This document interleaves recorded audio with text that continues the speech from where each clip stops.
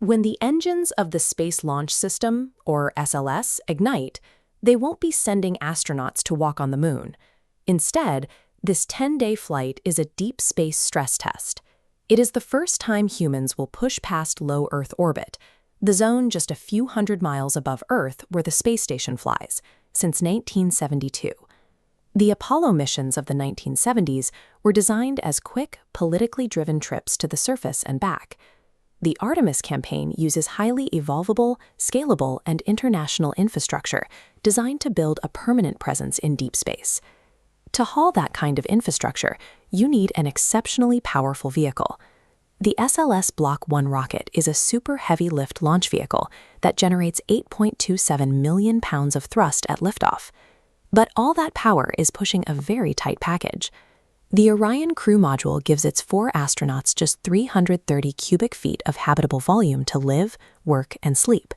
That is roughly the size of 2 minivans pushed together. During the uncrewed Artemis I test flight, this hardware showed its destructive potential. The acoustic energy from the rocket shattered elevator doors and severed pneumatic lines on the launch pad, while liquid hydrogen fuel leaks plagued the countdowns. Engineers have spent years meticulously replacing seals and fixing the fueling infrastructure for this flight. They also hardened the Mobile Launcher 1 tower against the rocket's intense acoustic shockwaves. Because human lives are now involved, crews installed a new slide-wire emergency egress system at Launchpad 39B. If a toxic leak or fire breaks out, the astronauts can rapidly evacuate the tower and zip away from the blast radius. 4 people will strap in directly above 2.7 million liters of explosive propellant, relying on hardware fixes that have never been tested in a real launch environment. It is a strictly structured life-or-death engineering trial. This diagram shows the initial trajectory of the mission. About 49 minutes after liftoff, the interim cryogenic propulsion stage, the rocket's upper section, fires its engine. But it doesn't aim for the moon right away. Instead, it parks the spacecraft in a high Earth orbit, stretching out 44,525 miles away from the planet. For context, the inner circle shows the International Space Station, orbiting at a mere 250 miles. While tracing this massive ellipse, the Orion capsule mechanically separates from the upper stage. Once clear, the spacecraft's computers take over, executing an automated backflip to point its forward hatch directly at the discarded rocket. At this point, Commander Reed Wiseman takes manual control. Using the reaction control system, a network of 24 small thrusters that adjust the spacecraft's orientation, he and the pilot will fly back toward the upper stage, evaluating how the multi-ton vehicle handles in a vacuum. This 24-hour loiter in high Earth orbit serves a specific safety function. It gives the crew a window to run intense stress tests on the environmental control and life support system, the hardware responsible for scrubbing carbon dioxide and providing breathable air. Because Orion is still firmly caught in Earth's gravitational grip, an emergency return requires very little fuel or time.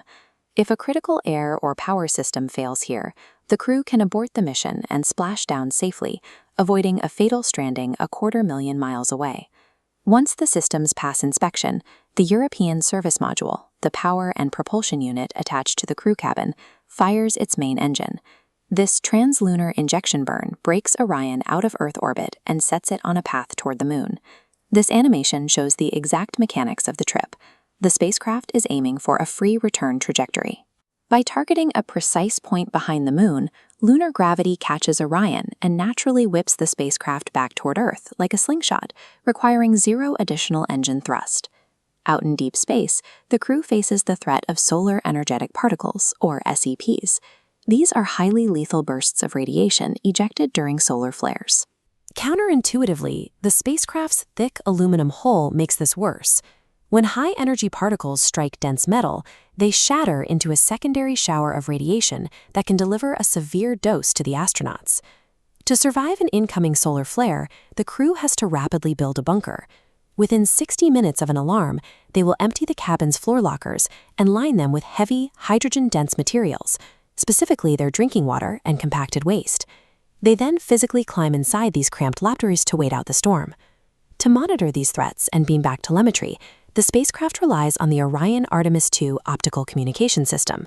Instead of traditional radio waves, this system uses infrared lasers to transmit data.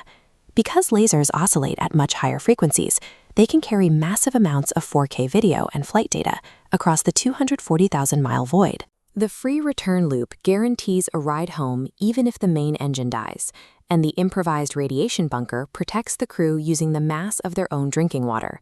The architecture relies entirely on the physics of the solar system and the geometry of the cabin to keep astronauts alive when primary systems fail. The final thermodynamic hurdle of the mission occurs at the edge of Earth's atmosphere. Returning from lunar distance, Orion slams into the air at roughly 24,500 miles per hour, about Mach 32. This extreme atmospheric compression envelopes the capsule in a sheath of plasma, heating the underside to over 5,000 degrees Fahrenheit. During the uncrewed Artemis I flight, engineers discovered a serious issue with the avcoat heat shield, an ablative material designed to slowly burn away. As the shield soaked in the extreme temperatures, trapped gases inside the material rapidly expanded. This pressure caused chunks of the protective coating to crack and break off entirely. This graph illustrates the fix for Artemis II. Instead of executing a shallow, skipping maneuver like the previous flight, the trajectory has been modified into a sharply angled, steeper plunge directly through the atmosphere.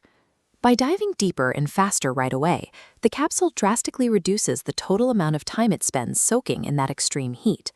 The shorter exposure prevents the internal gases in the avcoat from expanding, keeping the underlying titanium pressure vessel completely intact. Delaying the mission to manufacture and certify a completely new heat shield would have derailed the entire lunar timeline for years.